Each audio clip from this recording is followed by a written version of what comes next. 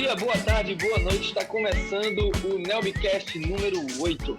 Hoje é 4 de julho. Segundo o nosso querido André Brito, hoje é o dia da independência dos Estados Unidos. E aí agora, neste exato momento, o Coreto Central e o Washington está em festa. Todos se abraçam, se beijam neste momento. Lá em Washington, claro. Todo mundo rindo. Vamos continuar. Doutor Vitor Gabriel, nosso editor, coordenador aqui comigo na mesa, doutora Renata Monteiro Costa, doutor André Brito, doutor Jefferson Nicolau, muito obrigado por vocês estarem aqui. Esse é o 8º Nelbcast. Tivemos um intervalo aí de um mês por conta dos exames da licenciatura aqui na Faculdade de Direito do Estado de Lisboa. E estamos de volta, mas por pouco tempo. Este é nosso último programa desta temporada. Agora a gente só volta em setembro. Então aproveitem para matar a saudade e ao mesmo tempo guardar a nossa satisfação aqui, porque agora só em setembro a gente vai dar uma pausa para preparar a próxima temporada, uma temporada que a gente pretende ter aí uns 3, 4 meses, vamos ver, muitas novidades. Mas enfim, já agradeço a vocês. Como é que tá todo mundo? A Renata voltou para Lisboa, então assim, agora o Vitor tá em Natal e a Renata tá em Lisboa. Como é que tá isso, pessoal? Pois é, agradecer ao nosso host. Hoje ele nesse clima mais descontraído, né? Não sei se é a iminência do intervalo das gravações ou se é, na realidade, a saudade já do último programa que está sendo gravado.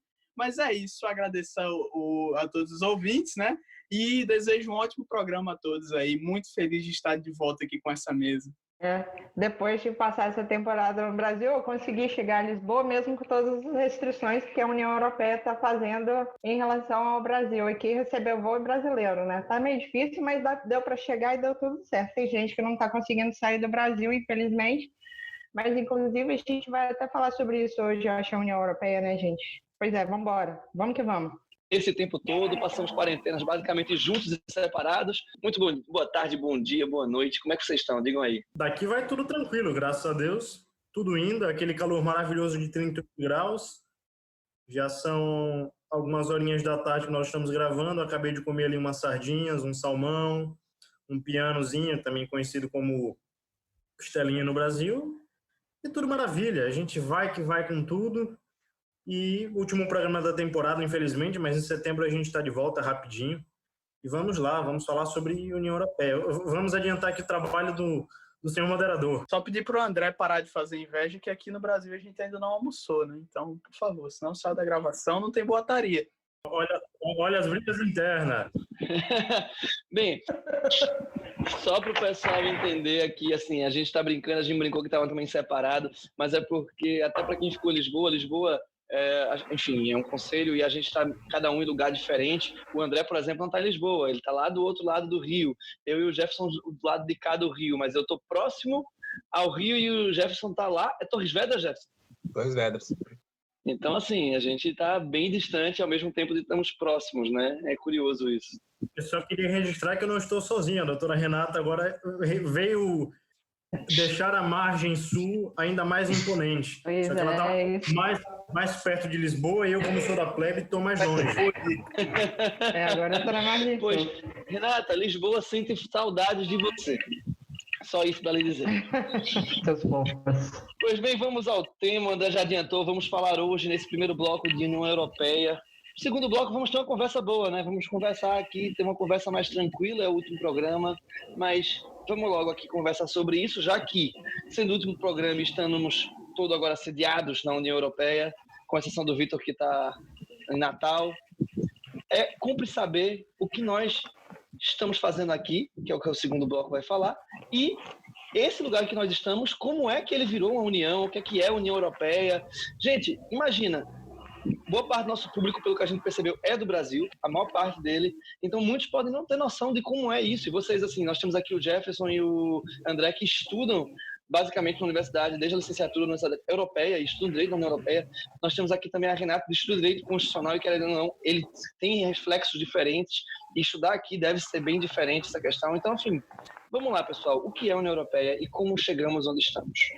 Então, a União Europeia é uma união econômica e monetária que conta com uma forte estrutura organizacional. Trata-se de uma organização internacional constituída de vários Estados-membros. O principal objetivo é o desenvolvimento estável e harmonioso entre os Estados-membros, principalmente no quesito econômico, permitindo a paz e a cooperação com vistas a evitar conflitos armados como os do século XX. Cumpre lembrar que tivemos 2 grandes guerras no século XX, que se deram inclusive aqui no espaço europeu. Ela busca também uma maior proteção dos direitos fundamentais e o desenvolvimento humanitário, existindo o que se chama cidadania europeia, que atribui aos cidadãos de seus Estados-membros as chamadas liberdades fundamentais. A União Europeia conta com várias instituições, órgãos e organismos, sendo os principais o Conselho Europeu, o Parlamento Europeu, a Comissão Europeia e o Tribunal de Justiça Europeu. Isso que a Renata falou é muito importante, porque uma coisa que pesa bastante quando nós falamos de União Europeia é a história. É na medida em que a União Europeia ela não surgiu do nada, mas é uma evolução de várias instituições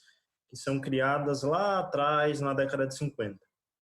Então vamos voltar lá para 1950. Mais precisamente, nós temos que lembrar que nós estamos ainda no pós-guerra. A Segunda Grande Guerra terminou ali há mais ou menos 5 anos. Os humores assim ainda não estão tão legais. A França e a Alemanha, não sei porquê, é verdade, ainda estão ali um tanto de mau humor, as coisas não estão indo tão bem assim. Mas, apesar de tudo isso, o ministro dos Negócios Estrangeiros, ou como se diz no governo brasileiro, o ministro das Relações Exteriores da França, o senhor Robert Schuman, ele faz uma declaração, né, que fica mundialmente conhecida como Declaração Schuman, voltada à Alemanha, né? E na sua declaração, ele expõe uma visão nova sobre a cooperação política na Europa. E essa visão ela é importante porque, do ponto de vista do Schuman, ela permitiria que a guerra, como a Renata bem lembrou, o continente europeu foi assolado por 2 grandes guerras, que a guerra, a terrível guerra, não fosse mais uma realidade nos países europeus. Então, os governos europeus eles estavam muito determinados a evitar que essa realidade sangrenta, de repente, fosse uma normalidade por aqui. Então, eles pensaram em instituir uma produção comum do carvão e do aço, queria fazer com que a guerra, uma possível guerra entre a França e a Alemanha, países que são historicamente rivais, fossem impensáveis e, mais ainda, impossíveis.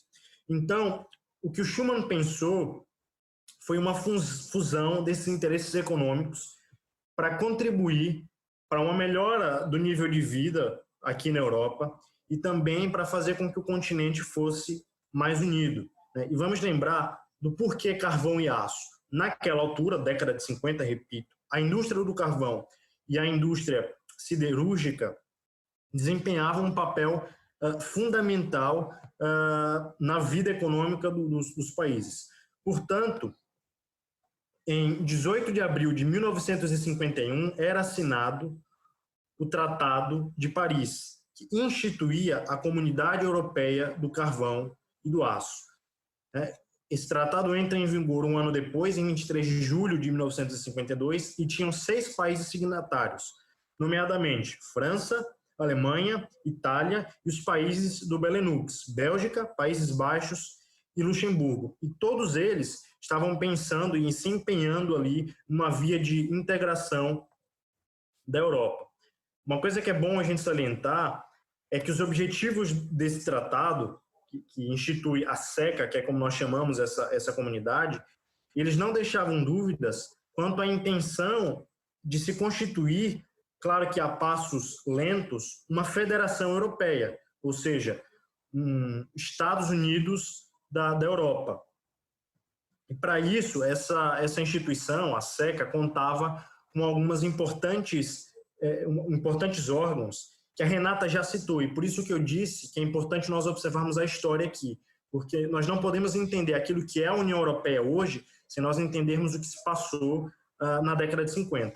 Essa comunidade, ela tinha uma alta autoridade que funcionava como um executivo supranacional, né, uma Assembleia Parlamentar, um Conselho de Ministros e ainda um Tribunal de Justiça que solucionava ali os problemas em relação à comunidade.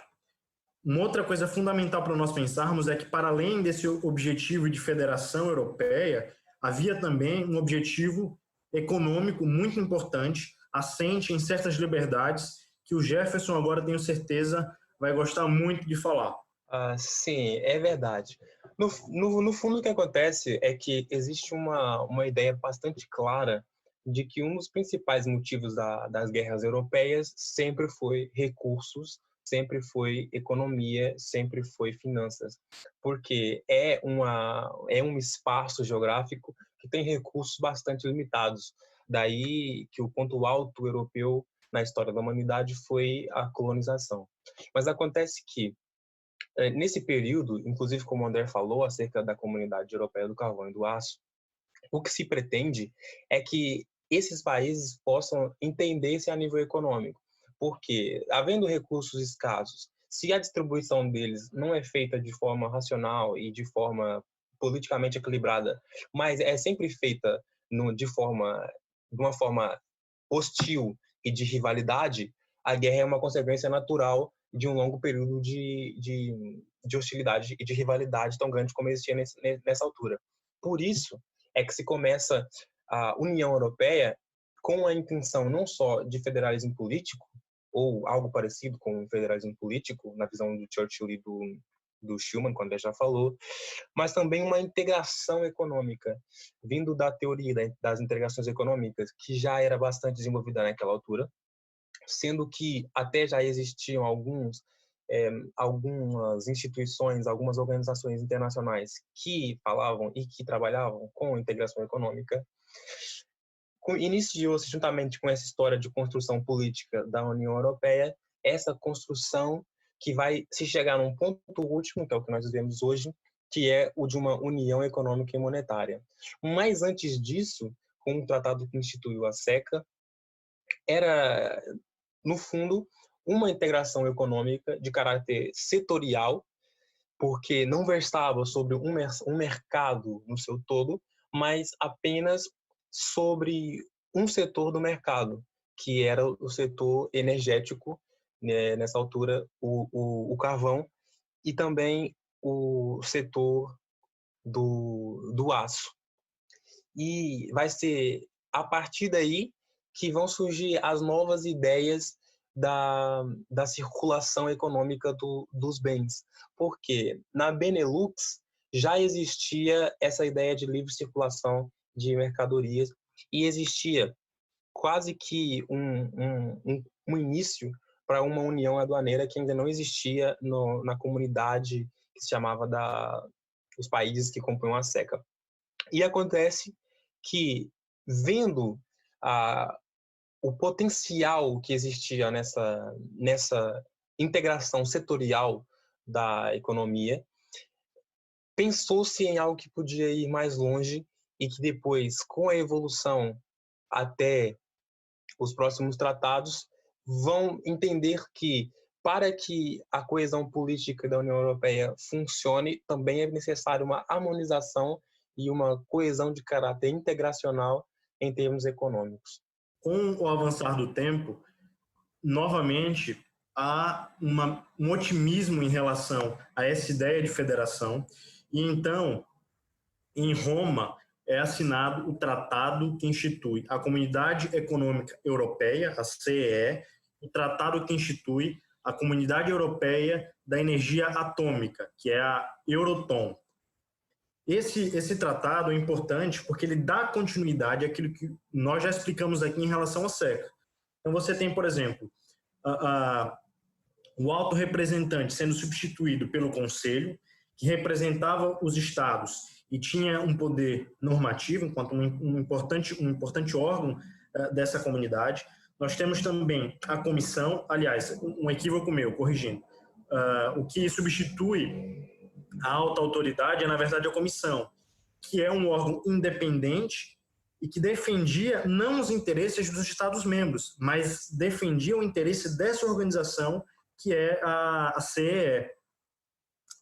A Assembleia Parlamentar continua e nós temos também o Tribunal de Justiça continua organizando de forma independente a parte jurisdicional dessa comunidade. E o que é que nós avançamos da CEE? Lembrando que o tratado é assinado em Roma em 25 de março de 1957 e ele entra em vigor em 1 de janeiro de 1958. O que nós temos de diferente aqui é o mercado comum que já começa a dar as caras e a possibilidade de supressão dos direitos aduaneiros entre os Estados-membros. Nós já começamos a pensar aqui uma pauta aduaneira que seja externa e que seja comum. Continuando a história, vejam aquilo que o Jefferson estamos aqui o tempo todo colocando, que é a questão da progressividade, ou seja, a União Europeia ela vai surgindo, como diria a Renata aqui, step by step, né? Aos pouquinhos, as competências daquilo que posteriormente vai ser a União Europeia vão crescendo, as comunidades vão aumentando. Um tratado muito importante, vale lembrar uma coisa que nós não vamos conseguir falar de todos os tratados porque o direito europeu, o direito da União Europeia é muito vasto, é muito assunto, não dá para falar tudo num único programa. Então nós estamos tentando pincelar aquilo que é mais elementar, mais primordial para que nós, que viemos de um contexto em que não se conhece muito sobre a União Europeia, tenhamos, então, ideias basilares para que possamos depois aprimorar os nossos estudos. Mas, então, em 1965, em Bruxelas, mais precisamente no dia 8 de abril, é assinado um importante tratado, também chamado Tratado de Fusão, que vai unir ou fundir os executivos. Ou seja, vamos lembrar aqui que nós temos, já na década de 60, a SECA, a CEE e a Euratom. São 3 entidades completamente distintas, só que com os mesmos órgãos, né? Nós temos o parlamento, nós temos a comissão, o conselho, e o que esse tratado de fusão faz é unir esses executivos para que essas 3 entidades possam ter o mesmo órgão. Portanto, nós passamos a ter o mesmo tribunal, a mesma comissão, o mesmo conselho.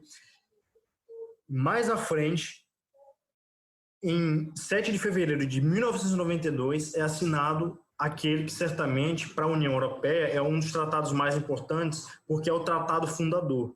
É aqui que, de fato, nasce a União Europeia. No dia 7 de fevereiro de 1992, é assinado o Tratado de Maastricht. E a União Europeia ela vai se fundar nessas 3 comunidades e ainda em pilares, que são 3. Né? As comunidades, como eu já falei, que são essas instituições, e em 2 áreas de cooperação adicionais, né? Que são o 2º e o 3º pilares. A Política Externa de Segurança Comum, a PESC, e também a Justiça e Assuntos Internos.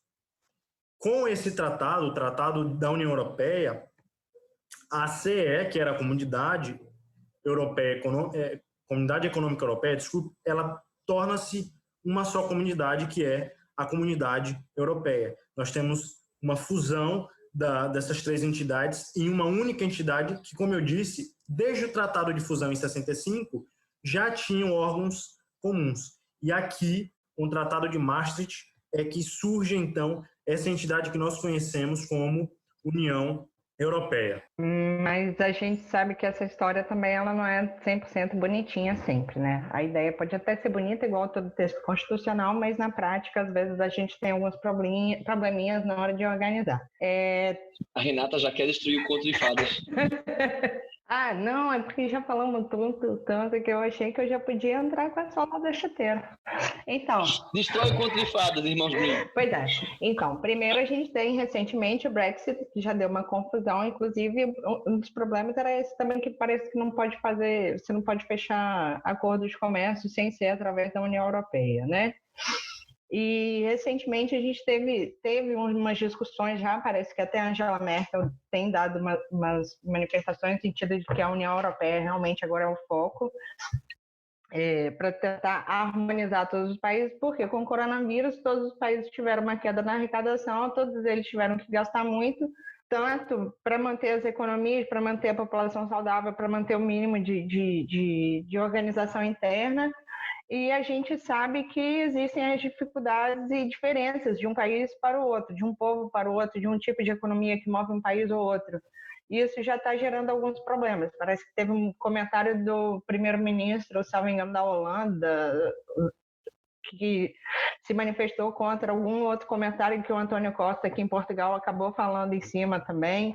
Então, se vocês puderem explicar como é que vai funcionar isso depois, como é que são feitos esses ajustes aí dentro da União Europeia, eu acho isso bacana. Eu queria saber se tinha como colocar o meme do Paulo Guedes baixando o salário da Renata depois desse comentário dela aí. Veja, a União Europeia ela é feita de muito entusiasmo.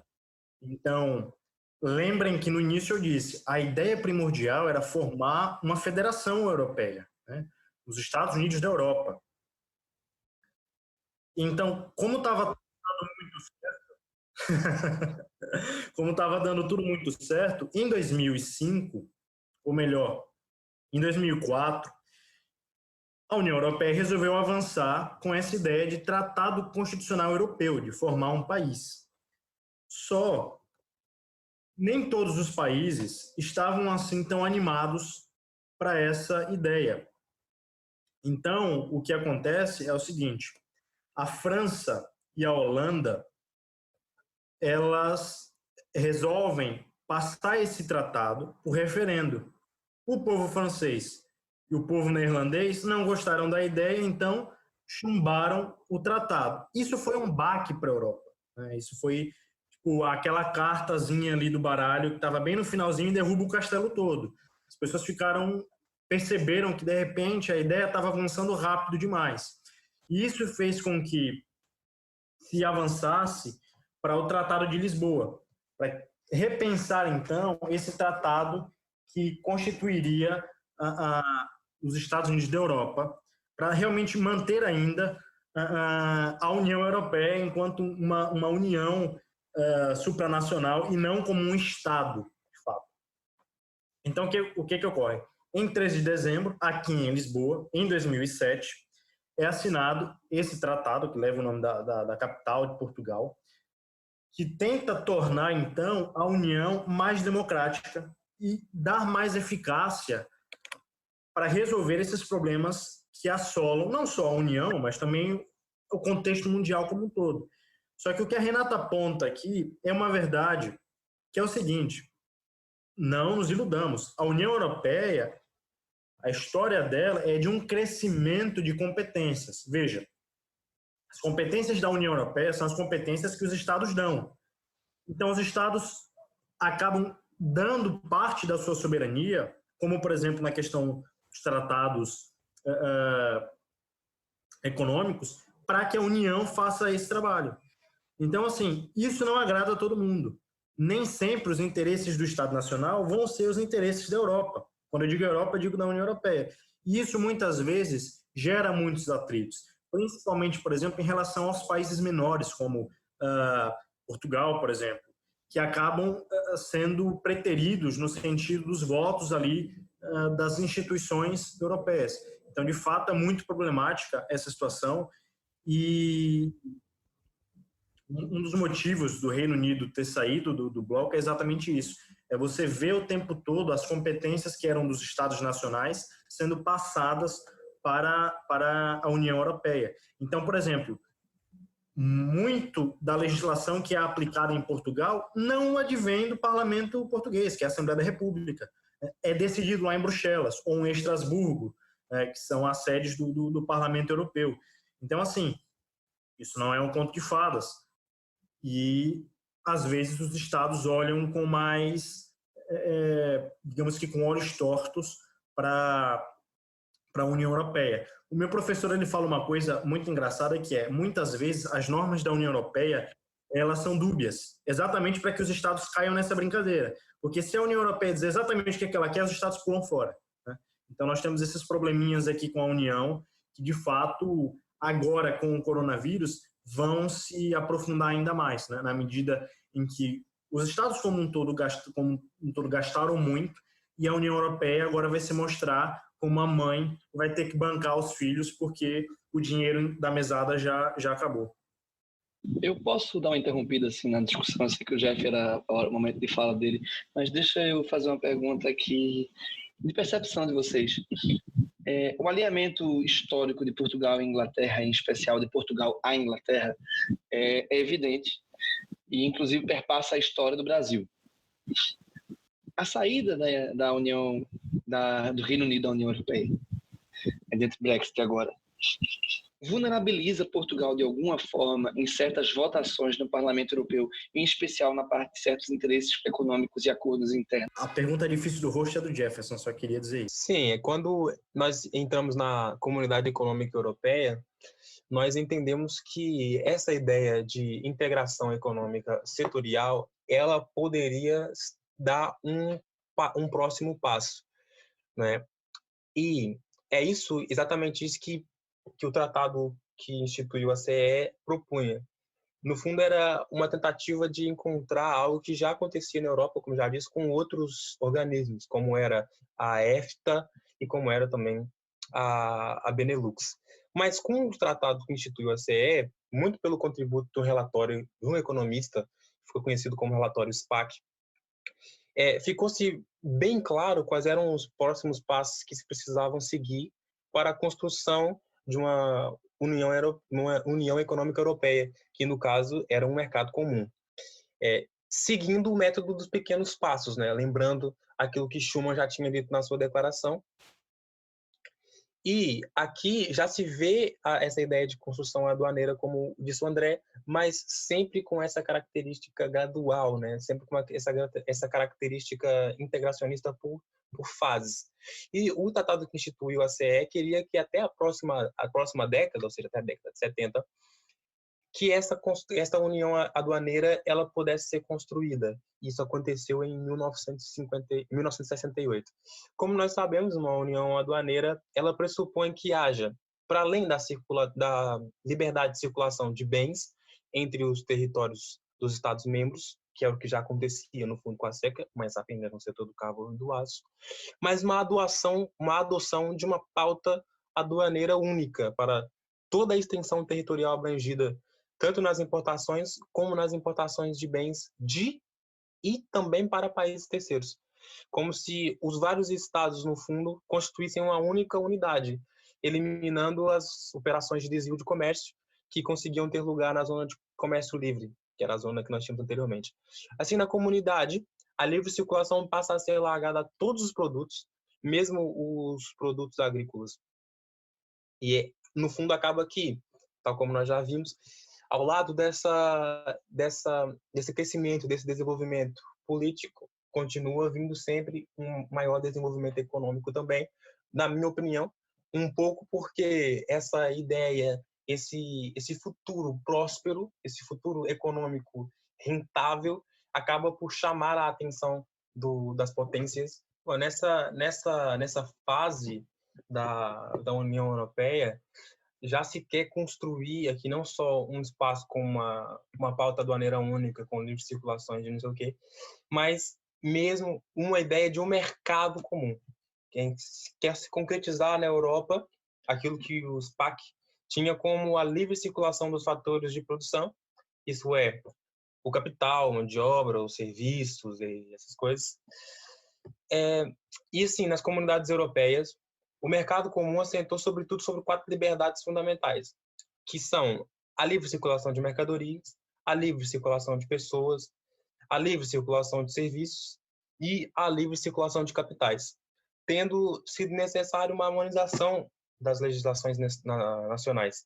Aqui trata-se de um único território que se ficciona ser mesmo um território interno, ou seja, já não existe alfândegas, nem existe fronteiras, e esse é o entendimento derivado, do fundo, de um acórdão do Tribunal de Justiça da União Europeia, que nessa altura já tinha sido fundido para todas as comunidades, como eu já tinha dito, e que acabou por ser introduzido no âmago dos tratados pelo Ato Único Europeu de 1986, que institui essa ideia de mercado interno. E nesse segmento, tornou-se possível aqui, com uma clara distinção desse dos fundamentos da União Europeia, que são esses 3 pilares de cooperação, a importância a importância de uma união ainda maior do ponto de vista econômico. Por quê? O crescimento era tão grande, o crescimento era tão visível em termos econômicos que era possível sonhar mais alto. E o Tratado de Maastricht, ele vai introduzir um objetivo comum, ainda mais aprofundado e intenso na ideia de integração econômica internacional, que é a construção de uma união econômica e monetária, que também se pretendia realizar através do método funcionalista, ou seja, do método do passo a passo, do step by step, que a fase mais importante seria, no fundo, a criação de uma moeda única, que viria a acontecer mais tarde, em 2002. Esse tratado de Maastricht prevê, na verdade, uma introdução da União Econômica e Monetária em praticamente 3 fases. A primeira fase seria o estabelecimento da livre circulação de capitais entre os Estados-membros. A segunda fase, que deveria estar pronta até 98, procura a convergência das políticas econômicas dos Estados-membros, bem como o reforço da cooperação entre os bancos centrais nacionais e também conseguir, no fundo, a institucionalização da coordenação das políticas monetárias, que se conseguiu a partir da criação do IME, que estava e a própria independência dos bancos centrais nacionais, que era algo completamente novo, você ter um banco central nacional, mas que em termos políticos e econômicos é independente, porque responde perante uma união externa, uma instituição externa e não perante uma instituição nacional. E a última fase, a aplicação de uma política monetária comum sob a égide de um eurosistema, né, desde o primeiro dia, e uma introdução gradual das notas e moedas em todos os Estados-membros. Essa é a fase em que nós estamos agora, em termos de integração econômica, e é aquilo que nós vimos na realidade da Europa, no fundo, em termos econômicos, que é um mercado único, em que as pessoas podem circular, os serviços podem circular, os capitais podem circular e as mercadorias podem circular. E já vários estados utilizam a mesma moeda. Atualmente são, se eu não me engano, 19 que têm a mesma moeda comum, que é o euro. Olha, eu não sei quanto tempo nós temos, o editor depois resolve isso comigo no final do programa, mas eu queria só dizer uma coisa. Em relação a isso que o Jefferson disse, como bom estudante da Faculdade da Universidade de Lisboa, a doutrina diverge. Então, assim, eu só queria dizer uma questão que a União Europeia não, o Reino Unido não é o único país que batia de frente com o Tribunal de Justiça. Outros países também batiam. E agora nós vamos ter um outro problema em relação a isso, que é a recusa do Tribunal Constitucional Alemão, né? Quem quiser dar um Google aí, pesquisa sobre essa questão. Mas queria dizer só uma coisa. O Tribunal de Justiça da União Europeia, ele é muito criticado. Muito criticado, primeiro, porque ele é muito político, né? E segundo, porque, como o Jefferson já salientou, a União Europeia ela é regida por princípios. E muitos desses princípios, e os dos mais importantes talvez, eles foram criados pelo Tribunal de Justiça ao arrepio dos tratados. Então, é preciso deixar isso muito claro. As vossas excelências estão aqui rindo, mas é a verdade. Eu já passo a palavra ao senhor moderador. Não, eu vou interromper, desculpa. As excelências estão rindo, doutor André, e aí isso, eu sei que o editor vai deixar isso aí porque ele não vai resistir. É porque está ao vivo agora na Globo News que o doutor Decotelli atualizou o currículo e citou que atuou como ministro durante 1 ou 2 semanas, doutora Renata. Eu não li a legenda toda, não, mas eu acho um absurdo ele falar que ele atuou como ministro no currículo deles agora. Desculpa, isso foi ao vivo e assim, e o Nelvicast também está ao vivo nesse momento, direto do Brasil, mas enfim, pode retomar daí. Essa é uma pequena novela. Mas voltando à nossa novela maior aqui, que é o Tribunal de Justiça da União Europeia, de fato é uma instituição muito política. E assim, o Tribunal Constitucional Espanhol já bateu de frente com a União Europeia. O Tribunal Constitucional Italiano já bateu de frente com o Tribunal de Justiça da União Europeia. Só que muitas das vezes, os tribunais constitucionais desses países acabam acordando com o Tribunal de Justiça uma decisão que agrade os dois lados. Mas, assim, a qualquer hora, a coisa talvez não chegue a esse ponto. E você vai ter... O Jefferson ri, mas eu tenho certeza que isso vai acontecer mais cedo ou mais tarde. E de um tribunal... Provavelmente vai ser os alemães, porque os alemães eles estão sempre muito em cima ali da defesa daquilo que são os direitos fundamentais do povo alemão. Então, sempre que a União Europeia toma alguma atitude que confronta os direitos fundamentais do povo alemão, o tribunal alemão ele é muito incisivo em garantir que os direitos do seu povo sejam garantidos. Mas, enfim, essa questão do Tribunal de Justiça é importante, porque, de fato, é um problema muito grande, às vezes, essas brigas em que há entre o Tribunal de Justiça e também os tribunais constitucionais dos países. Então, assim, os britânicos não são os únicos a não gostarem dessas atitudes do Tribunal de Justiça da União Europeia, que acabam tomando decisões ao arrepio dos tratados e dando à União Europeia competências, atribuições que os tratados nunca deram. Isso acaba por fazer com que os próprios países da União cresçam significativamente, porque imagina, hoje em dia seria muito mais prático e fácil procurar qualquer tipo de produto na China ou em alguns países dessas grandes potências asiáticas, mas o fato de você ter uma circulação que não existe impostos, que não pode existir restrição, que não pode existir nada, porque é isso que nós vemos em diversos acordos que fizeram com que o Tratado de Lisboa tivesse essa redação, acaba por fazer com que se procure muito mais mercados e mais produtos dentro da União Europeia, o que faz com que todos os países cresçam com a importação ou com o consumo de cada um. É um sistema campeão, um sistema vencedor. Bom, olha, que assim, a gente fala isso de forma muito rápida, parece que foi sempre tudo muito consensual e unânime, mas não foi.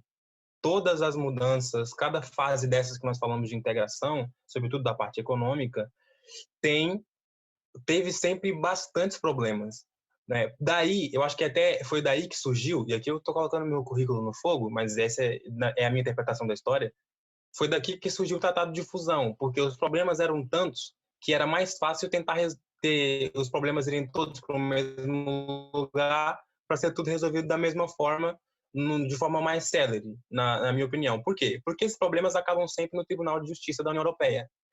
Os Estados-membros chegam para dizer que a União Europeia não tem competência, e o que o Tribunal de Justiça responde? Sim, a União Europeia tem competência. Sendo o Tribunal de Justiça a última instância em termos do direito europeu, tem a última palavra na interpretação dos tratados no direito comunitário, então assim acaba que a evolução acontece sempre, mesmo que seja atropelando a soberania de alguns estados. Por quê? Porque se acredita, e isso desde 1960, 1958, com os tratados Van Gend-Luz e o tratado Costa-Enel, que quando os países ingressaram na União Europeia, eles abriram mão de parte da sua soberania. E isso permite que a União Europeia acabe por avançar sempre na construção de competências. E por quê? Lá está. Porque na Europa existem sempre crises sucessivas que acabam por nunca chegar em fases mais dramáticas justamente pela ação da União Europeia. E isso foi assim no pós-guerra, foi assim em 2008, está sendo assim desde 2012 e vai continuar sendo da mesma forma agora depois da pandemia. Porque se vocês forem ver, depois do Tratado de Lisboa, houveram mais tratados, como, por exemplo, o Tratado Orçamental, que é um tratado que harmoniza as finanças do global da União Europeia e que tem, de certa forma, proibições de déficit, proibições de despesas, proibição de endividamento, proibições de várias coisas, várias restrições orçamentais. E os estados continuam aqui. Por quê? Essa aqui é a grande questão. Por quê? Porque, de fato, a União Europeia é algo preciso, é algo eficaz e é algo que efetivamente ajuda a responder às crises econômicas e até às próprias crises políticas que acontecem aqui nos países da Europa. O Brexit, no fundo, acaba por ser, de certa forma, um culminar de vários problemas, porque uma grande parte das decisões judiciais do Tribunal de Justiça tem a ver justamente com a Inglaterra não acatar certos pedidos, não acatar certas decisões, ou nunca acatar primariamente. Eles têm sempre que fazer da forma deles primeiro, para depois ir para o Tribunal de Justiça, para depois eles darem um jeito de aceitarem e de criarem. Por quê? E também pelo fato, e a Renata sabe isso melhor do que eu, porque teve direito internacional, etc., faz parte do próprio mestrado que ela segue, que cada país tem a sua forma diferente de integrar as normas que vêm do direito internacional. E a Inglaterra sempre teve um lugar mais nacionalista, mais interior, e sempre são eles que... Porque a própria lei é feita de forma diferente no sistema de common law, e é muito diferente do nosso. Então sempre houve esse atrito, mas eles sempre cederam. Dessa vez, foi a mesma questão do Tratado de Lisboa, porque talvez se tivesse havido... Porque era para ter havido um referendo na Inglaterra na altura do Tratado de Lisboa. Ou melhor, do tratado que institui uma Constituição para a União Europeia, que foi o que fez com que ela não avançasse. Mas o Tony Blair, que era ministro naquela altura, desistiu de fazer o referendo depois que viu o que aconteceu na Holanda e na França. Talvez se tivesse saído o referendo naquela altura, o Brexit tinha acontecido naquela altura. Porque sempre houve uma vontade de ter um Brexit, mas ele nunca aconteceu. Aconteceu agora. Agora sobre a questão do coronavírus. Acontece exatamente a mesma coisa, na minha opinião. Não é? Existe essa complexidade na decisão na União Europeia e, por isso, acaba por acontecer tudo de forma muito hostil, às vezes. Lá está, porque os países têm formas diferentes de ser, têm culturas diferentes, né? Mais no norte da Europa existe muito essa ideia do common law e essa ideia do nacionalismo. Aqui no sul a gente tem muito mais uma perspectiva civilística e isso é claro que tem uma diferença na forma como se lida com o direito que vem da União Europeia, porque é um direito único para vários países que são diferentes, mas tem se resolvido sempre da mesma forma. Lá está, porque os países precisam, de certa forma, da União Europeia. E se não houvesse a União Europeia, talvez a Europa não teria recuperado do pós-guerra, tal como talvez não teria recuperado de 2008. E tal como também talvez não teria recuperado de 2012. E agora, mais uma vez, se mostra isso, que se não houvesse União Europeia, eu acho dificilmente os países teriam lidado tão bem. São países com uma capacidade econômica muito diferente da China, dos Estados Unidos e até do Brasil. Nós não teriam lidado tão bem com essa situação da pandemia como estão lidando. Agora, arcar com as crises vai ser uma nova saída econômica que vai passar, provavelmente, por um novo tratado orçamental e por uma nova integração em termos de déficit comunitário.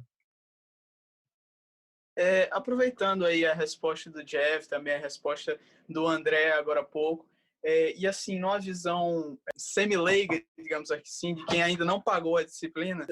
Antes disso, eu queria falar uma coisa, é que o Vitor está falando ali disciplina porque ele está no Brasil, né? Aqui é cadeira.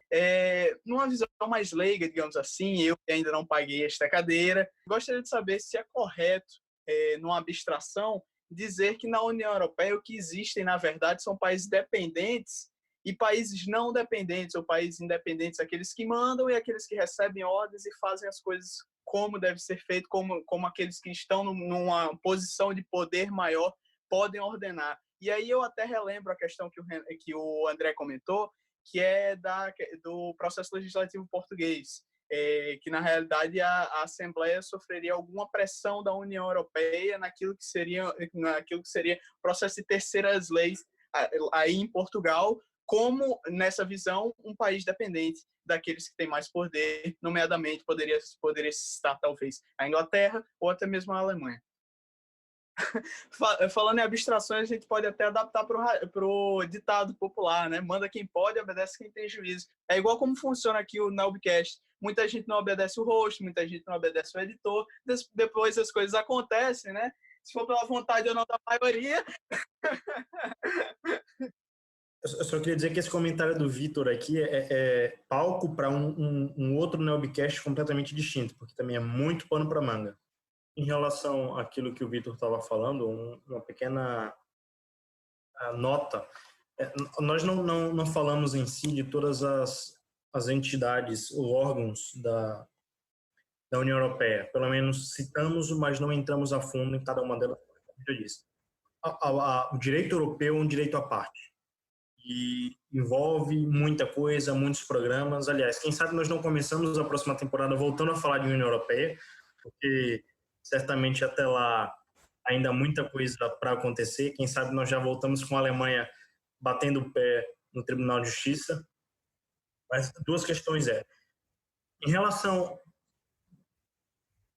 às votações aqui na União Europeia, há um órgão muito importante que é o Conselho.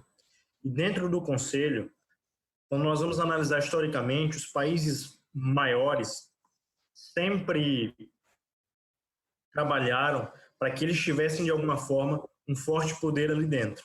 Então, dificilmente, eu diria que isso acho que é uma nulidade, eu posso estar errado, mas o Jefferson me corrija, dificilmente os países menores vão conseguir fazer com que uma proposta passe sem que haja ali apoio dos países.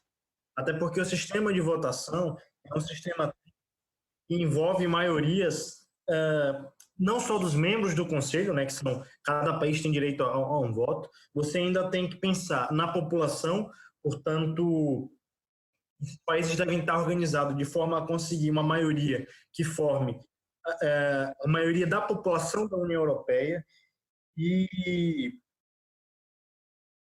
para além disso, há ainda a maioria no sentido de você tem que ter X votos.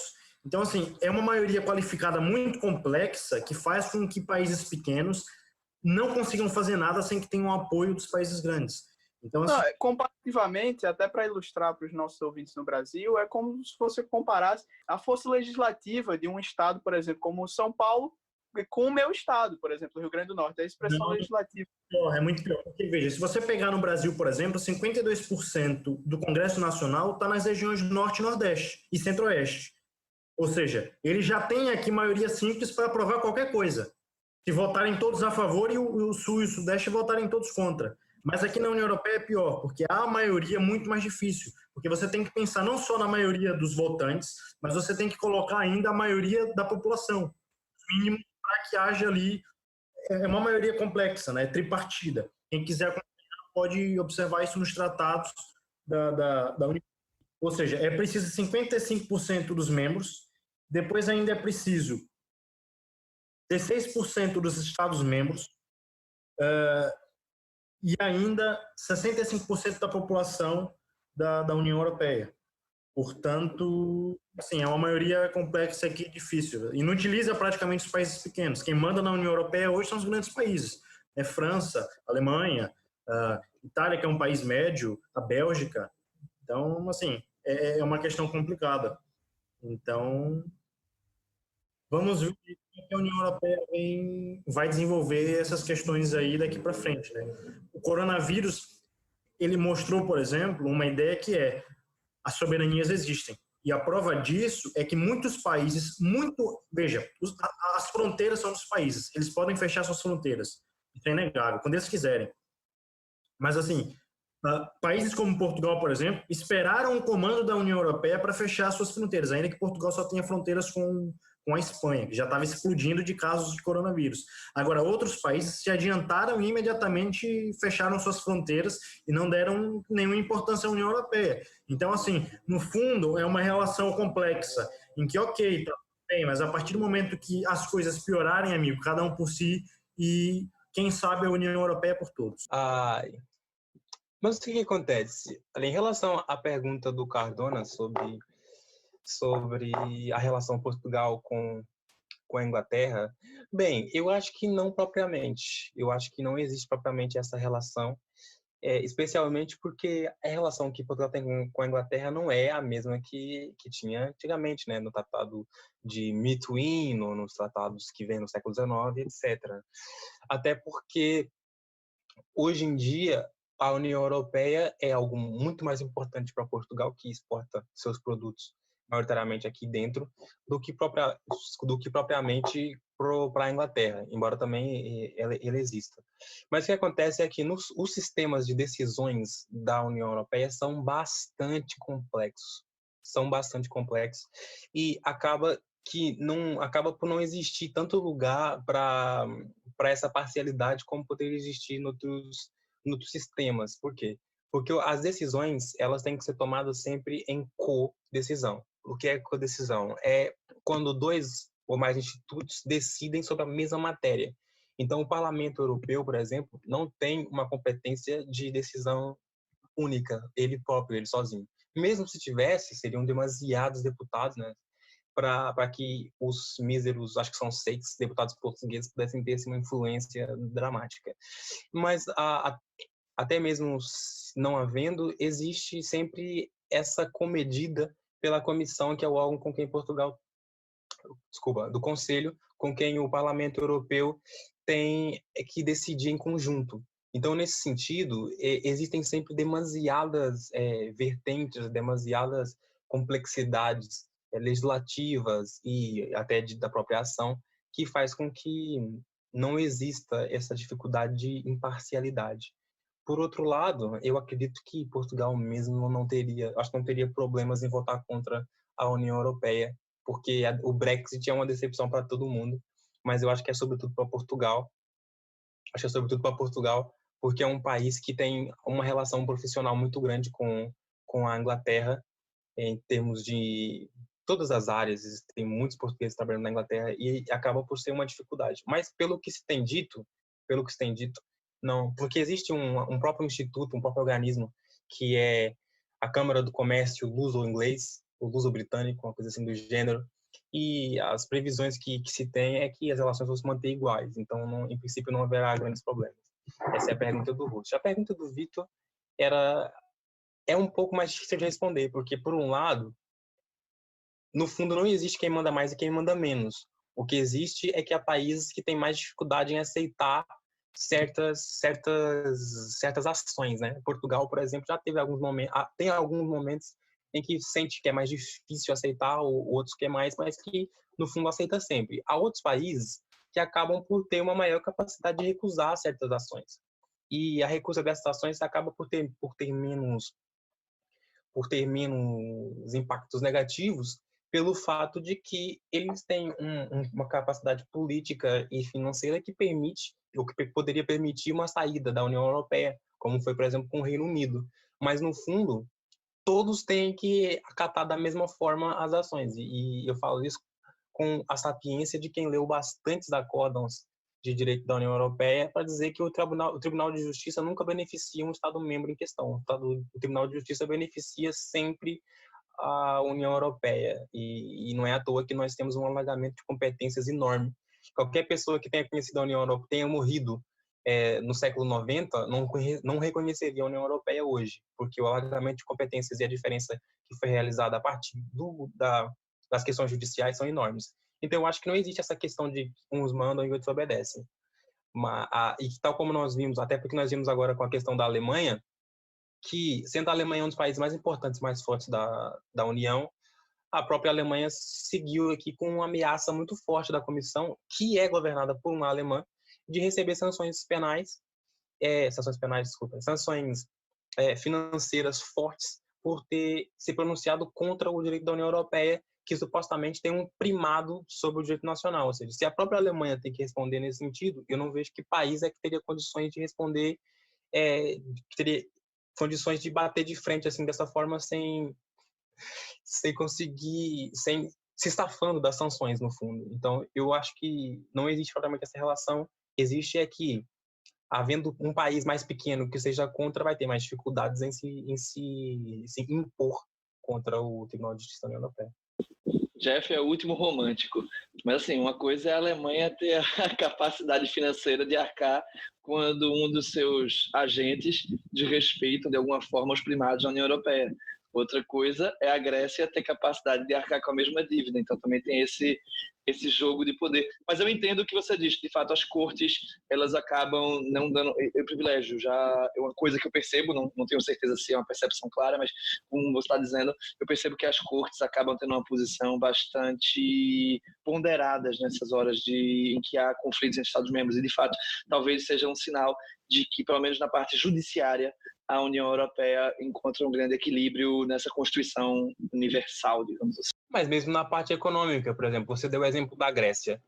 Qualquer pessoa entende que a Grécia foi muito mais beneficiada em termos econômicos e em todos os termos possíveis do que a Alemanha. A Alemanha, no fundo, é o país que suporta a maior parte das crises europeias, né? E é por isso... Não, eu concordo plenamente com você. Se você perceber, quem mais reclama da União Europeia são os países que mais se beneficiam. Vou dar um exemplo maravilhoso. A Polônia é um excelente exemplo para isso. É um país que se beneficia completamente e reclama constantemente da União Europeia. Eu acho que é muito mais um acervo político, populista ou nacionalista, não sei, uma questão política do que propriamente uma questão econômica e de finanças públicas. Porque, nesse sentido, esses países têm sido muito beneficiados.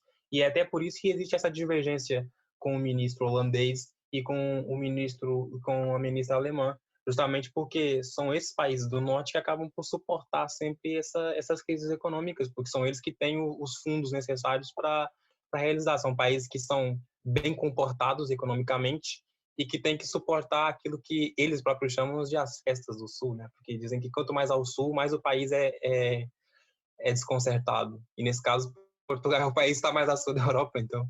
Apesar de eu não concordar com o critério geográfico de sul e norte nesse aspecto, apesar de ser uma coincidência incrível, mas também, nesse ponto, a gente tem uma questão gregária que é curiosa, porque a gente acabou colocando de que esses países se beneficiam, eu concordo que vários países se beneficiam, mas também a ideia de existir uma União Europeia, se você pensar os países centrais que decidiram formar a União Europeia, se entre os outros países não houvessem simplesmente se agregado a isso, eles não teriam chance de transitar no mercado internacional. Então, ao mesmo tempo, não havia uma questão de dizer, olha, eles se beneficiaram muito, mas também não seria uma opção. Se você pensar, muitos deles não tinham opção. Imagina, você está ali, você é Grécia, você tem Itália, França de um lado, entrando e já avançando de alguma forma para o leste europeu. Ele vai negociar com quem? Com a Argélia? A partir de agora, quer dizer, a Grécia vai negociar com a Argélia, porque para fazer um tratado com a União Europeia você vai acabar seguindo, porque isso é uma das coisas que a União Europeia faz. Até para negociar externamente, como todos os países de alguma forma têm que estar dentro das regras de acordos internacionais, até essa negociação vai seguir as regras, ou seja, já que começam a seguir as regras da União Europeia, é melhor estar lá dentro e fazer parte e me beneficiar. E, de fato, eles acabaram por se beneficiar muito mais, apesar de abrirem mão de uma soberania que, vamos combinar, eles abrem realmente mão da soberania e eu não acho que foi uma opção do ponto de vista espiritual da população. Foi uma pressão econômica, sim. Tem muita coisa para se discutir aí, inclusive eu acho até interessante do primeiro programa da próxima temporada tá tratando dessa questão da União Europeia, que eu também queria falar da questão da crise da TAP, mas isso é outra coisa que toma praticamente um bloco inteiro e também envolve esse assunto, mas vamos prosseguir com o programa.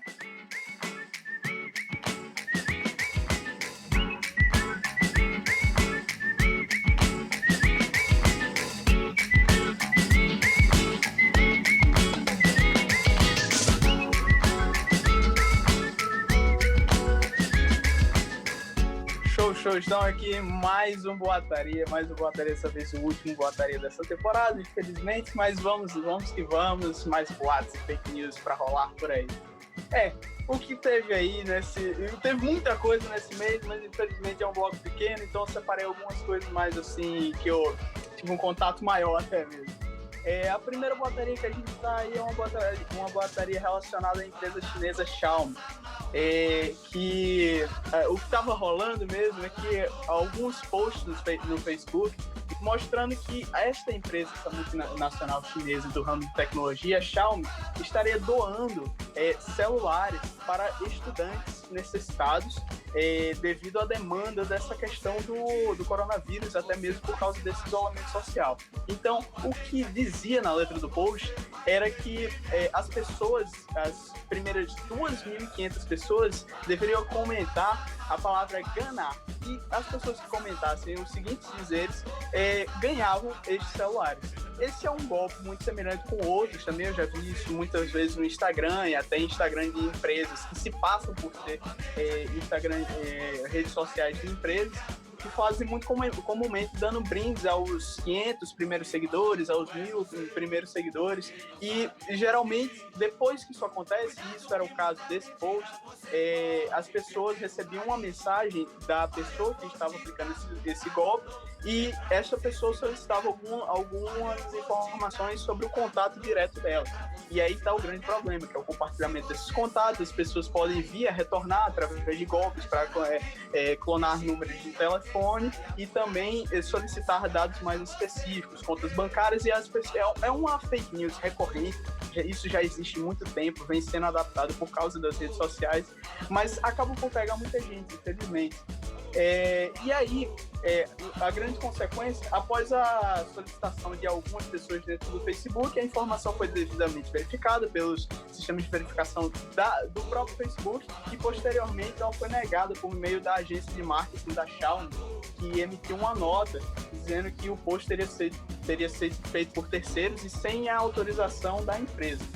A segunda fake news foi uma fake news que chegou a mim através do chat aí de algumas redes sociais, que seriam teorias conspiratórias que estariam afirmando que, na realidade, a causa das mortes do coronavírus teria sido uma evolução da doença que teria passado ela para uma bactéria. E o que eu achei mais interessante é porque essa fake news tem uma conexão direta até com a fake news que foi citada, não me lembro se foi no primeiro ou no segundo programa do Nelcast, que ela dizia que algumas evoluções teriam perpassado por causa das redes de 5G. Eu não sei quem lembra, quem estava escutando o programa, mas eu tenho certeza que o nosso host ele falou sobre as antenas de 5G lá na Inglaterra, e ele vai lembrar dessa questão. Eu lembro. Então eu falei interessante, dessa. porque no programa passado,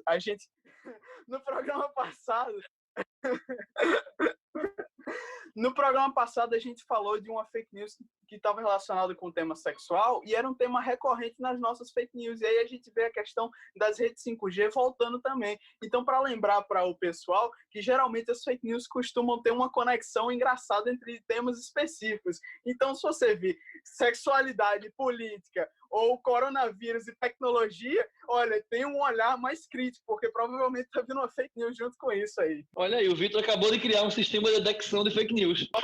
O fact-check do Nelby. Muito bom, muito bom. Bem, olha, hoje é o último programa, então a gente, obviamente, vocês perceberam que o primeiro bloco foi gigantesco e a gente só deixou esse segundo bloco uma reserva de momento para a gente dar uma geral, um pequeno aspecto que é de onde vocês vieram, assim, vocês que estão aqui na mesa comigo, e como é que vocês chegaram aqui em Portugal, né? Porque a gente acabou não falando sobre isso.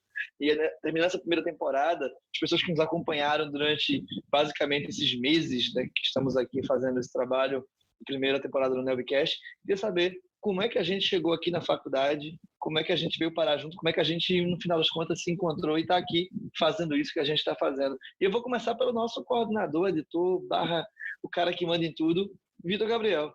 Não, pessoal, na realidade, assim, resumindo essa questão de ir para Portugal, foi assim, uma saga.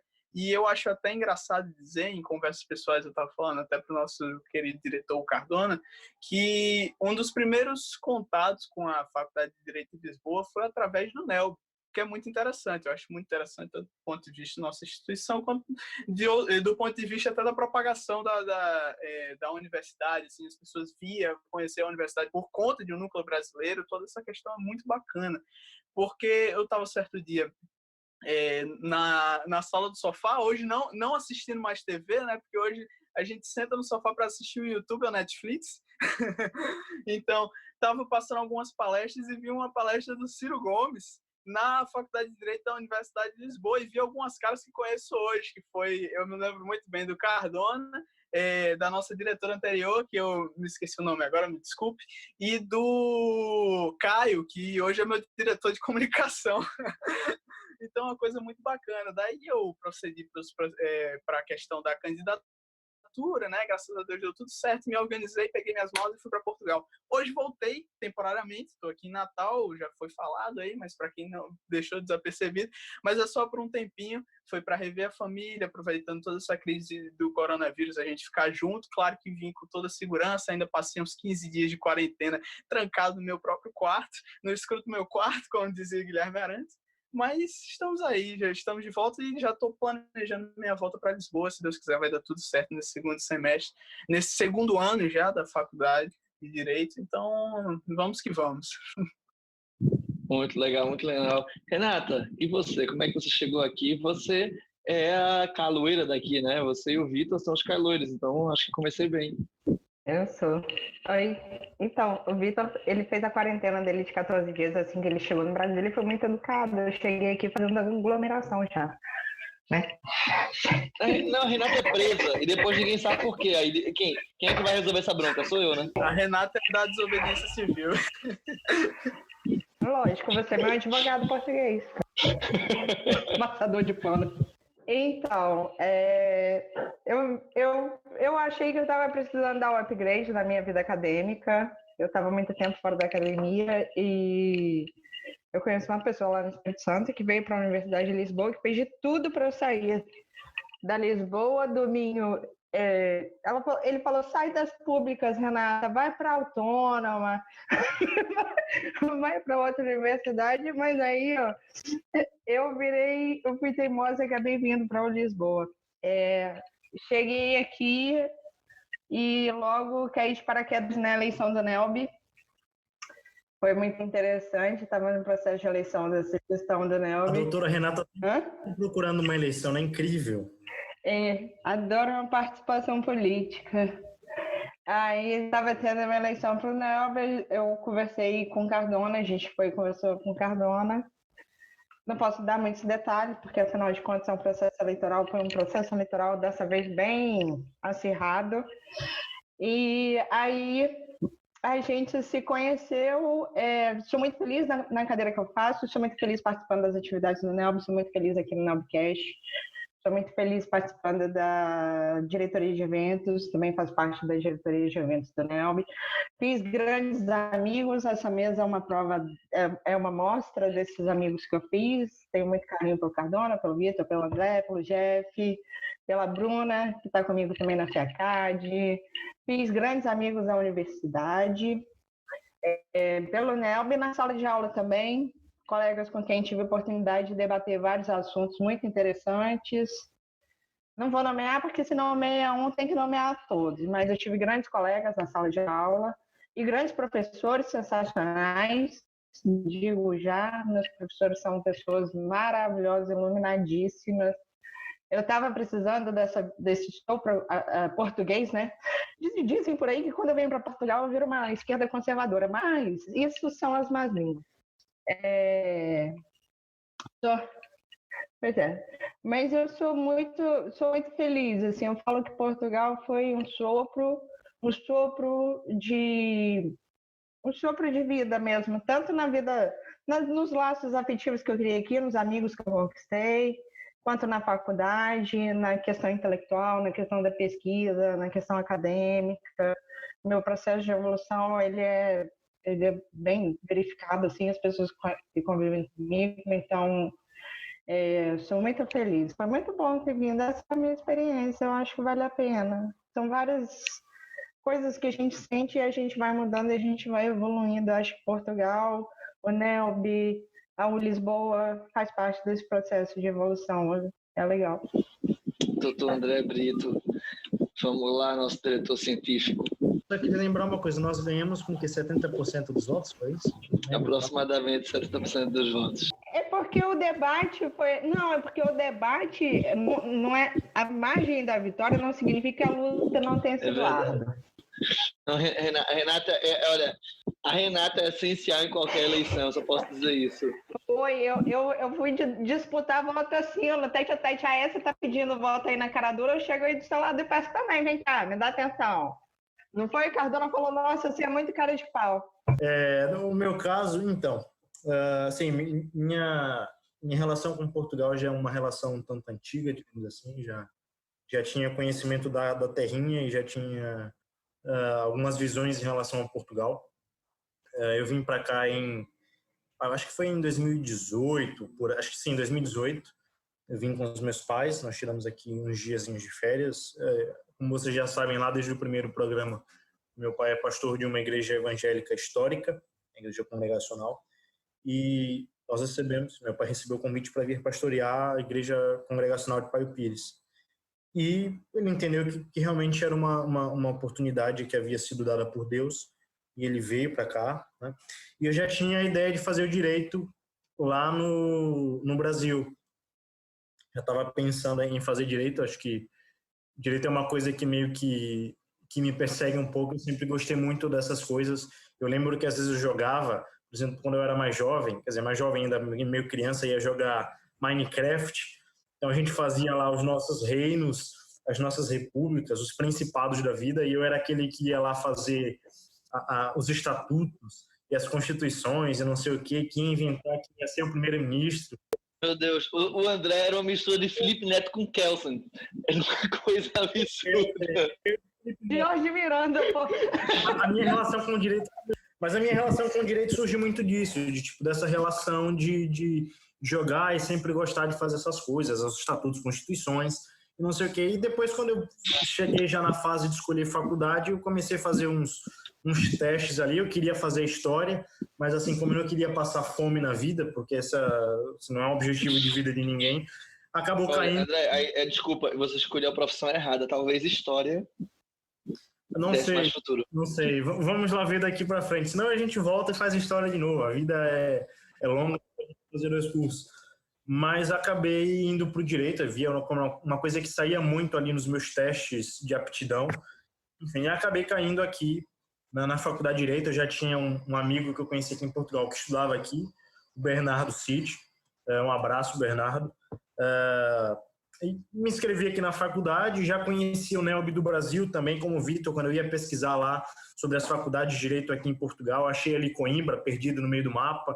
Depois eu falei, não faz sentido ir para lá se eu vou morar aqui para as bandas de Lisboa. Achei a Universidade de Lisboa e achei o NELB, vi as informações do NELB. Confiram, as informações do NELB são relevantes, ajudam bastante você compreender. Na minha época não tinha isso, né? Na minha época não tinha isso. Tinha essa facilidade, tinha lá perguntas e respostas curtas, a gente mandava ali umas mensagens, o pessoal respondia pelo Facebook, mas enfim, cheguei aqui, me enturmei com o pessoal do NELB, como a Renata, fiz assim, excelentes amizades aqui dentro. A Universidade de Lisboa é maravilhosa, é a minha alma mater, né? Tenho aprendido muito, não só com os professores, mas também com os meus colegas, e com essa experiência aqui de estar no NELBcast, de ter que estudar para depois falar para outras pessoas. Isso faz a gente crescer imensamente, a oportunidade de você poder servir e ajudar os outros, aqueles que estão vindo, aqueles que já estão aqui. Enfim, acho que a minha história aqui é isso, né? Desde o menino que jogava lá Minecraft nos idos de 2000, qualquer coisa, até o já barbudo que está aqui em 2020 no NELBcast. Isso é interessante, né? Porque o André está falando, imagina, a gente pode estar falando de um futuro, com todo respeito, né? Ministro do STF, de uma corte constitucional, e amanhã a gente vai estar falando, mas estou falando muito sério, isso é uma mudança geracional. A gente fala do nosso passado e a gente está num mundo tão digital que a gente vai falar de fato amanhã que nossos ministros jogavam Minecraft e discutiam e raciocinavam já naquele tempo qual era o direito aplicável. E isso é muito legal, já mostra a biografia do futuro. Não, mas uns vão para o Minecraft para o direito público, né? Mais precisamente o direito constitucional, enquanto outros vão ali para o FIFA trabalhar com direito desportivo, direito privado. Mas eu não vou nem falar que os estatutos que você fazia na natureza privada para você morrer do coração, não, viu, doutor? Eu tinha simplesmente a Constituição, então era um metá-metá, como se diz lá na Bahia. É muito justo, é muito justo. Aí eu vou agora para o Jeff. Jeff, que é o cara que está mais tempo aqui, então... Jeff, é o calor do NELBcast e é o nosso veterano português. Aliás, é o único português aqui hoje, hein? Diga-se de passagem. Exatamente.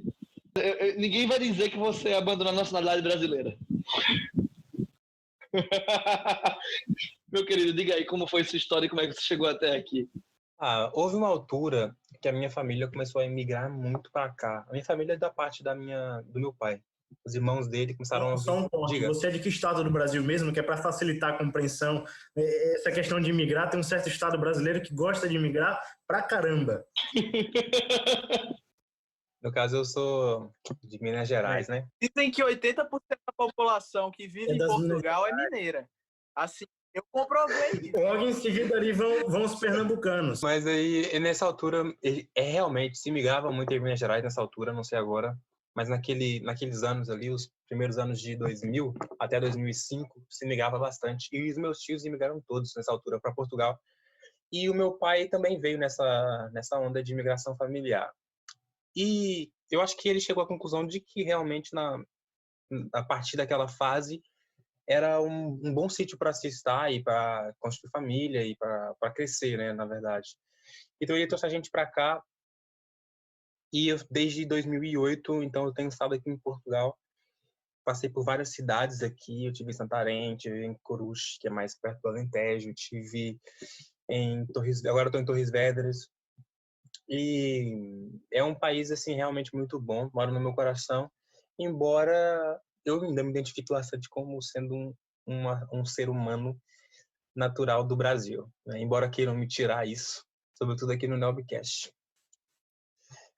Mas eu sempre quis fazer direito. Direito é uma coisa que está na minha cabeça desde muito cedo. Não sei por quê. Eu acho que é porque as pessoas me diziam muito isso, que eu tinha muito jeito para o direito, para a advocacia, para as questões humanitárias, para as coisas que têm a ver com a justiça. Eu acho que isso também tem a ver um pouco com a minha situação, a minha relação com a religião, que também tem muito disso, tem muito de direito, muito de justiça, muito de humanitarismo. E nessa sede, eu nunca quis vir para Lisboa. Nunca tive essa ideia. Lisboa nunca nem sequer passou pela minha cabeça. A minha primeira opção foi Évora. Eu queria estudar em Évora porque eu gostava da cidade e achava que era interessante morar lá. E é realmente muito bonita. E é uma vida acadêmica diferente, né, da que se vive aqui, e eu queria ter aquela experiência. Mas depois eu saí de lá, daquela zona. Eu vivia no Alentejo, né? E saí de lá e vim para cá, para Torres Vedras. Então eu mudei, tirei aquela ideia da cabeça e passei para o Porto. Foi muito bom ter tido essa ideia, porque o Porto é a universidade de direito, a faculdade de direito que exige a maior média, né? Então foi uma das grandes revoluções da minha vida acadêmica foi ter que ir para o Porto, porque me fez estudar ao dobro do que eu estudava para conseguir ter média para entrar lá. Foi bom. Mas depois disso, reviravoltas, né, fizeram com que eu deixasse essa ideia do Porto de lado e quisesse vir para Lisboa. Em Lisboa, o que me chamava a atenção sempre foi a clássica. A faculdade de Direito é conhecida aqui como a clássica, porque são duas. Então, essa coisa de faculdade clássica e de história do direito e da tradição acadêmica e de tantos nomes, né, que vêm da FDL, que são importantíssimos para esse país, desde o Mário Soares, Jorge Sampaio, Álvaro Cunhal, né, que é o fundador dessa esquerda paternalista e convencional e conservadora que a Renata tanto adora. E muitos nomes, né? Muitos nomes. Então foi, inclusive, o próprio Antônio Costa, ministro hoje aqui em Portugal, primeiro-ministro de Portugal, sou na FDL. E então sempre foi uma coisa que me chamou a atenção. E acabei indo, estou lá até hoje. E conheci, só no meu segundo ano, infelizmente, essa irmandade, sabe? Essa coisa legal, essa coisa gostosa que a gente vive no NELB, que é um núcleo que a gente pode se aproximar muito de nós próprios, né? E é muito importante, sobretudo quando você vem de um país diferente, não se identifica tanto, ter um lugar onde você pode ser você próprio dentro inserido numa comunidade que é completamente diferente da sua, embora isso não seja tanto o meu caso. Mas para mim teve um outro lado que é tão importante quanto, que é ter voltado um pouco, me apegado mais a pessoas que cresceram e no sítio onde era suposto eu ter crescido, né? E viveram as vivências que provavelmente eu teria vivido, e assim ter uma proximidade maior com as minhas raízes e com as pessoas, com a pessoa que eu sou. É muito interessante isso e me deixa muito feliz. Eu estou muito feliz na Faculdade de Direito da Universidade de Lisboa, estou muito contente por estar no NELB, adoro todas as funções que eu faço, me esforço bastante, sou muito empenhado no NELB, porque eu acredito realmente que o NELB é uma mais-valia para todos os brasileiros e para todos os estudantes da Faculdade de Direito da Universidade de Lisboa, né? Foi lá no NELB que foi a partir do NELB que eu pude entender assim um pouco o quanto é bom e importante o associativismo e o quanto a gente pode dar para os pequenos ambientes em que a gente está inserido, como é o caso da Faculdade de Direito da Universidade de Lisboa. A diversidade é muito importante e espero que as pessoas que venham para cá consigam ter essa mesma experiência. Olha, eu fiquei emocionado, eu juro. Então, eu vou falar um pouquinho então, né, de mim. Eu fiquei muito feliz que vocês acabaram tocando no NELB, né, no caminho de vocês, e isso é muito legal. Então, eu não vou fazer um caminho da minha vida, né? Acho que feita a Renata, a gente já começa da metade do caminho para frente. Vocês estão na licenciatura, mas a gente já começa no suposto que a gente já fez direito no Brasil, a gente já teve essa escolha, teve razões para isso, que não importa, é porque a gente veio para cá. Eu sempre gostei da docência. Eu sou filho de uma professora e de um advogado. E minha mãe brinca que eu escolhi o pior dos dois, né? Que eu decidi ser um professor de direito. Então, isso é muito engraçado, porque eu estava inquieto, eu estava insatisfeito com as minhas pesquisas no Brasil. O Brasil é um lugar muito interessante para minha área é processo civil. Sim, eu venho dessa mistura de direito público e privado, e é uma área que a gente teve dentro da ebulição durante a minha faculdade, e a gente basicamente aprovou um novo código de processo. Eu tive essa linda oportunidade de participar de parte dessas discussões, de estar ali recebendo informações muito privilegiadas em alguns momentos de discussões, tive contato com professores maravilhosos. Teve uma hora que, na hora que fazer pesquisa e passou tudo isso, e não é que o cenário brasileiro tem passado, mas da perspectiva pessoal eu percebi que algumas coisas ficaram fáceis de discutir em certos âmbitos que eu andava, em certos lugares que eu discutia. Era fácil porque eu sabia o que certas pessoas pensavam, e eu queria me atirar em uma situação em que eu não compreendesse o que a palavra diz. Eu não compreendesse quando a pessoa usa a palavra X, que ela significa X, porque para a pessoa significa Y. Eu queria essa vivência. Óbvio que a faculdade não me deu, em princípio, isso, porque foi um grande susto quando eu cheguei aqui e eu descobri que na pós-graduação, dependendo do curso que você estivesse, sala que você estivesse, você poderia ter 85% de pessoas que vieram do mesmo lugar que eu vi, que é do Brasil.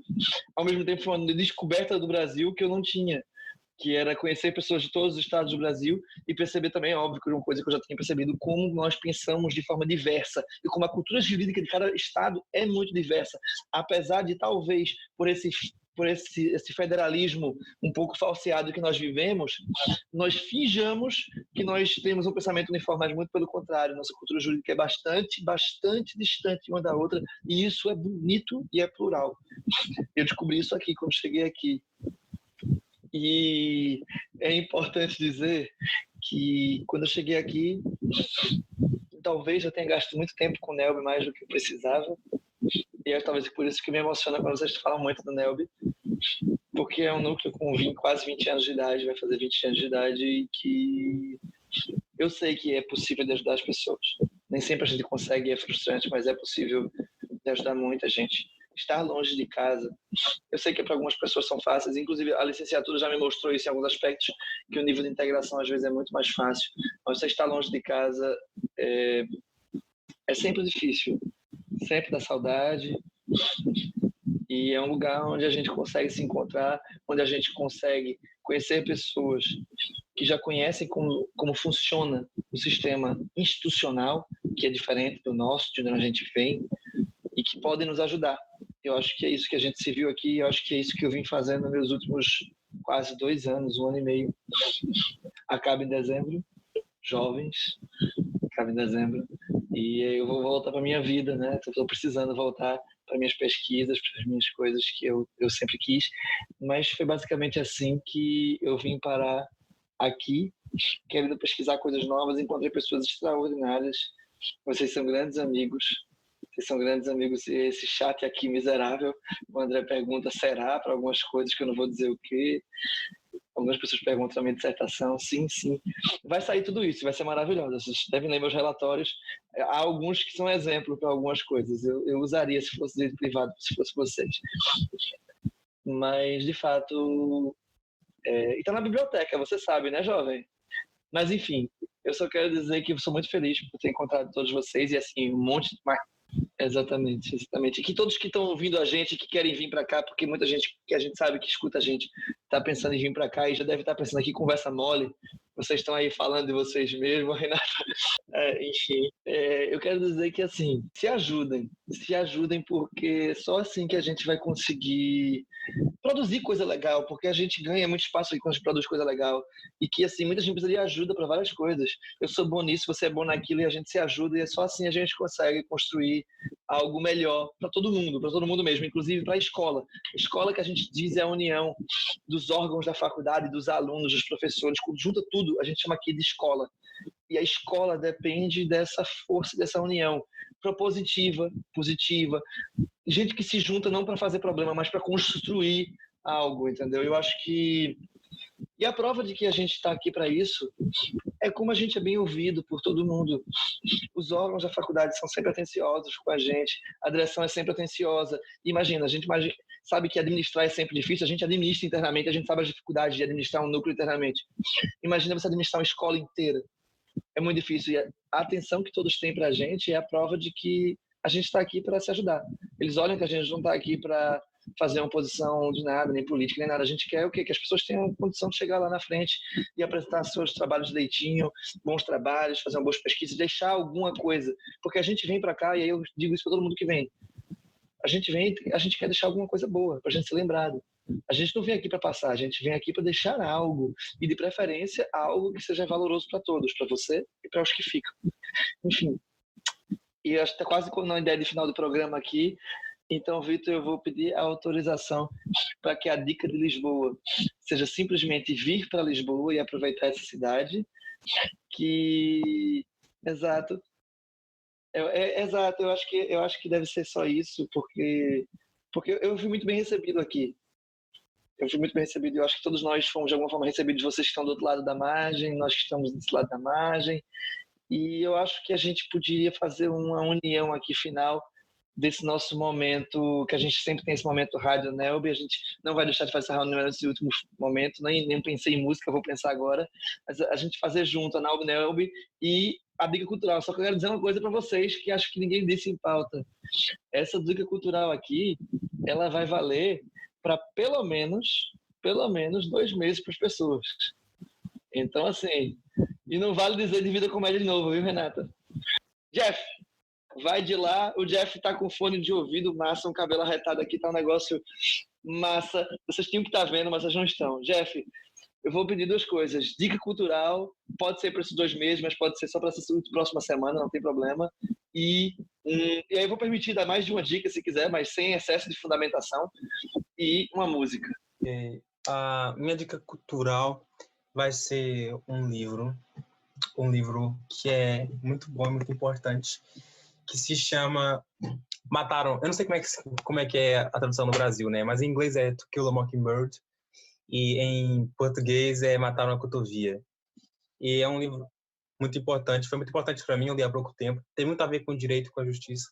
E como a gente falou sobre isso hoje, é por isso, essa é a minha dica cultural. A minha dica musical vai ser a música do Carlos do Carmo, é um fado, e que se chama Lisboa, Menina e Moça.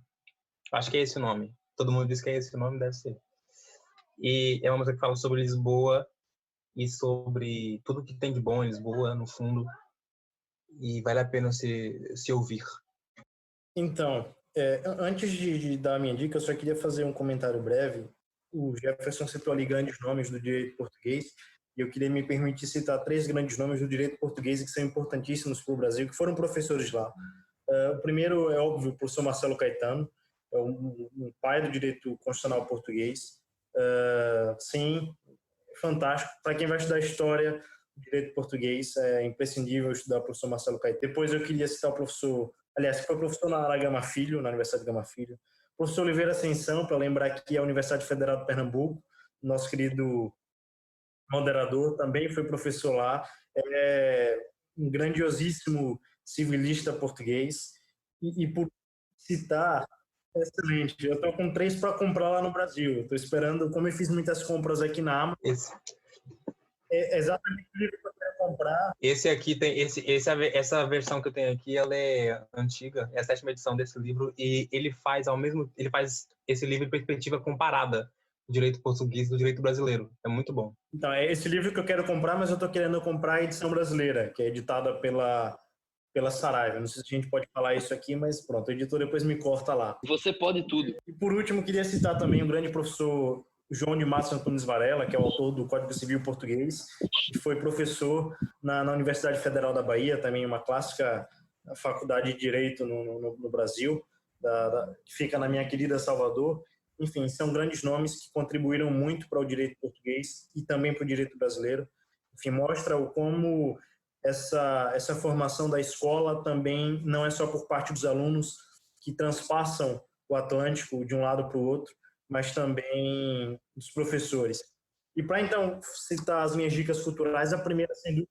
Antes de você passar, André, eu só vou dizer que o Vai Serra acabou de ter um tremelique no caixão, viu? Pode... Só vocês. E a minha dica cultural, óbvio, não poderia ser outra coisa, nesses tempos em que nós já estamos aqui em Portugal tentando voltar às nossas atividades, descubram Portugal.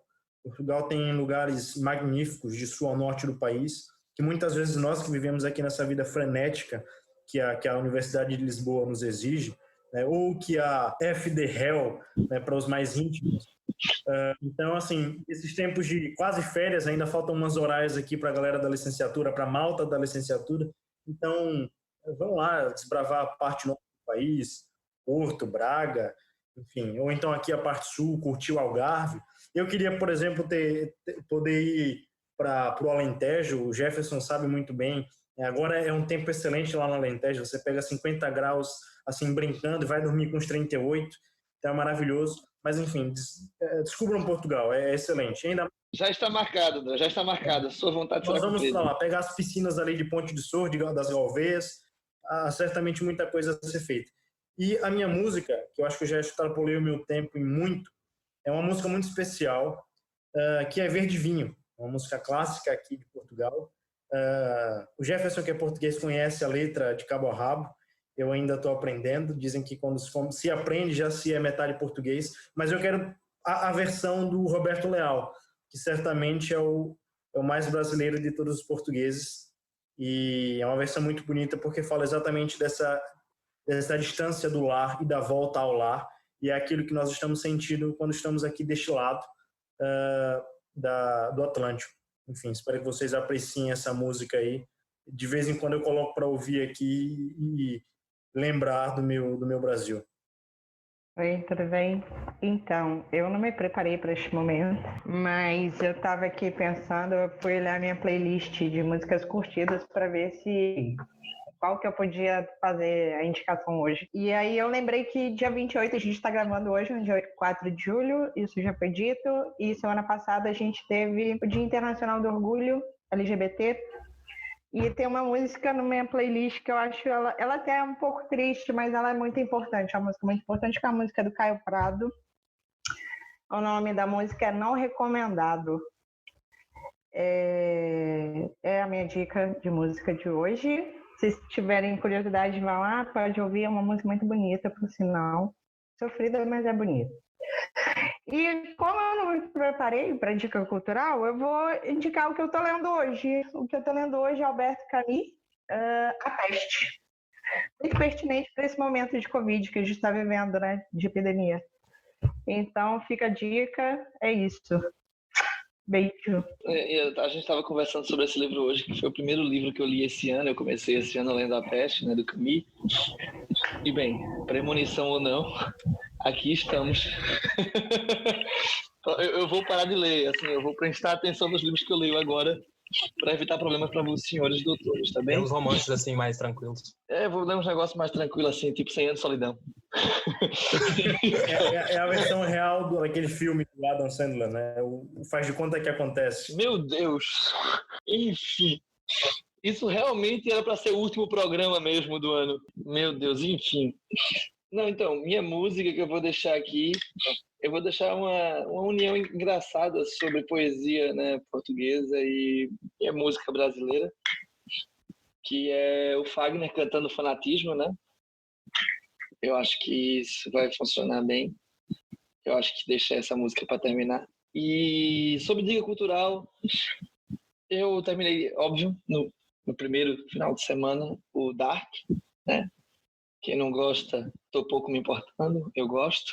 Então, eu sei que a internet tá uma polêmica. Eu quero dizer, se for spoiler, o pessoal vai bater em você. Eu vou dizer que a culpa é sua.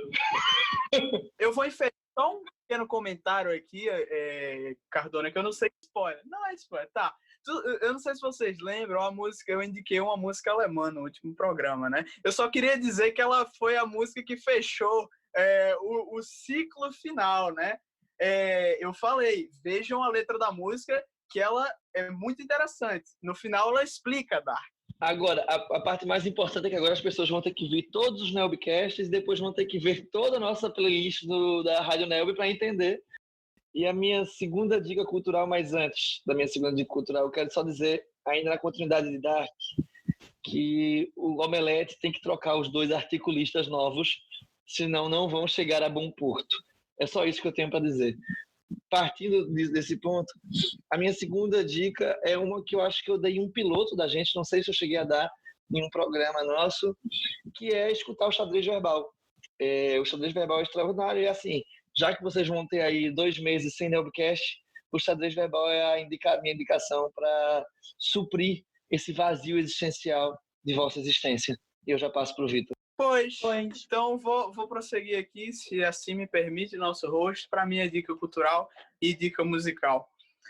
Pois é, o que eu vou indicar hoje é um livrinho que eu aproveitei para ler, estava mofando na estante daqui de casa. Li durante o meu processo de estudo e preparação para o Enem, como fruto de vários devaneios pessoais, que é o Tao Te Ching, do autor milenar chinês Lao Tzu, ou Lao Tse, assim como queira chamar.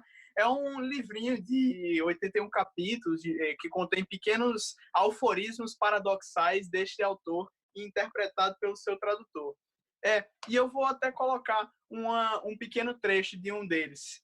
E assim ele diz: o sábio tudo realiza e nada se considera seu. Tudo faz e não se apega à sua obra, não se prende aos frutos da sua atividade, termina sua obra e está sempre no princípio, assim como Dark, o sábio é um ciclo. E por isso, sua obra prospera.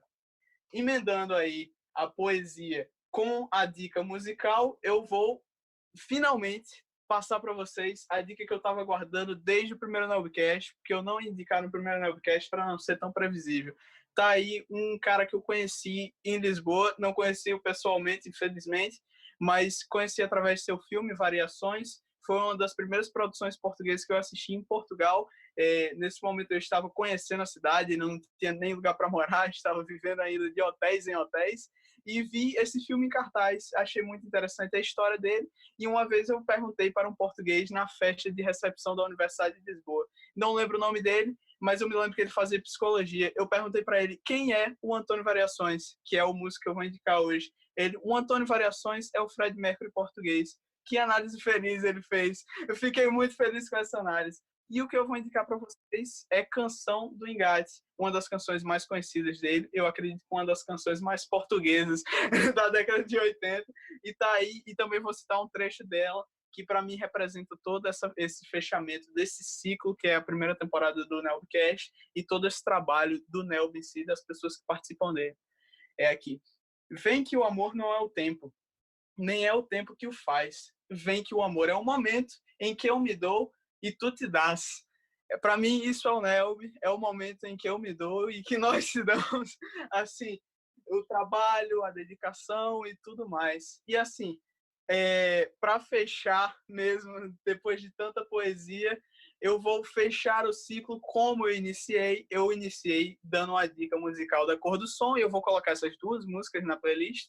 Vou fechar com a Cor do Som. Não é uma música especificamente da Cor do Som, é uma música do Gilberto Gil, a música Palco, que eu via muito quando criança nos CDs do toca-discos do meu pai.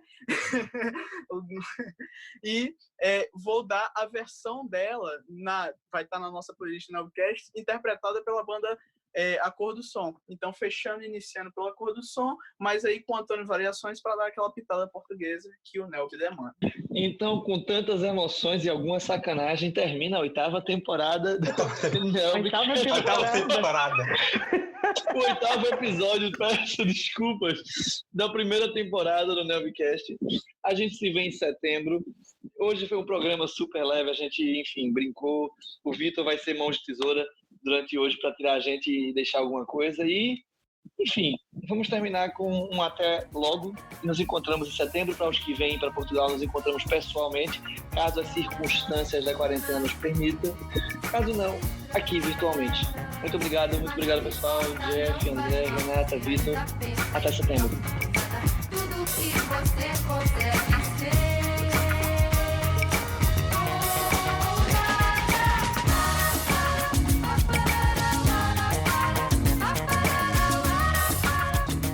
E assim, peraí.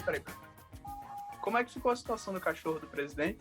Ele era greco-romano, agora é romano brasileiro. Eu sempre acho uma péssima troca eu trocar um deus grego por um imperador romano, eu só digo isso. Mas diz muito sobre uma pessoa, hein? Diz. Então, cara, mas eu tenho meus gatos, assim, eu tive a Catarina, que era a Catarina Grande, aí a Catarina morreu, aí eu falei, agora eu vou só dar nome de imperador pros meus gatos, aí eu tenho o Marco Antônio e tenho o Alexandre. Só que o Marco Antônio, ele é sofrido, porque ele fala, Marco Antônio, aí ele fica olhando assim, aí você fala, Marco, aí ele olha, Antônio, e não dá certo o nome composto, não dá. Deixa eu testar aqui. Chico. Oi, meu amor. Pronto, o Chico funciona com o nome só. E o nome dele é Francisco, imagina. Mas a redução pro Chico funciona muito melhor. Depois que o gato tá lá zunhando na cadeira nova, já chama logo Francisco, vem cá.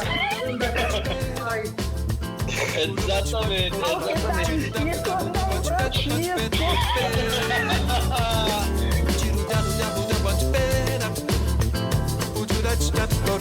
Tiro da bunda, bate peito, bate peito,